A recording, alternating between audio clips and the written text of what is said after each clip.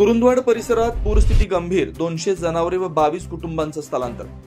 कुरुंदवाड, कृष्णा व पंचगंगा नदीच्या पाणी पातळीत सातत्याने वाढ होत असल्यानं कुरुंदवाड शहर व परिसरात पूरस्थिती गंभीर बनली आहे। काल रात्री अंदाजे 2.5 ते 3 फूट पाणी वाढल्यानं पाणी नागरी वस्तीत शिरलंय। एकूण 22 कुटुंब व सुमारे 200 जनावरे, गायी, म्हैशी, शेळ्या, मेंढ्या तसेच पाळीव डुकरे सुरक्षित ठिकाणी स्थलांतरित करण्यात आली आहेत। वाढत्या पाण्याच्या धोक्याचा अंदाज घेऊन पालिका प्रशासन सतर्क झालंय। गोठणपूर परिसरातील नागरिकांना स्थलांतराच्या नोटिसा देण्यात आल्या। गोठणपूर परिसरातील 22 कुटुंबियांनी आपले प्रापंचिक साहित्य व जनावरे घेऊन सुरक्षित ठिकाणी स्थलांतर केलंय।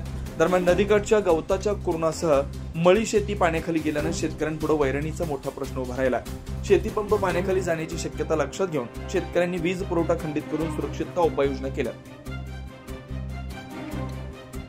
वर्षी परिस्थिती अवघड आहे। वैरण काढी, बायका माणसं जनावर घेऊन ओढून कुठं जायचं कुठं जायचं। गोठणपूर विभागामध्ये परवाच्या 2-3 दिवसाच्या पावसामुळे पूर परिस्थिती कायमच उद्भवते आहे आणि आता चांगलं 22 कुटुंब, 150 जनावरं, 50 शेळ्या ह्या स्थलांतरित करायची पाळी ह्यांच्यावर आल्या, प्रमुखांच्यावर आलेली आहे। आणि कुरुंदवाड गोठण विभागातील आमचे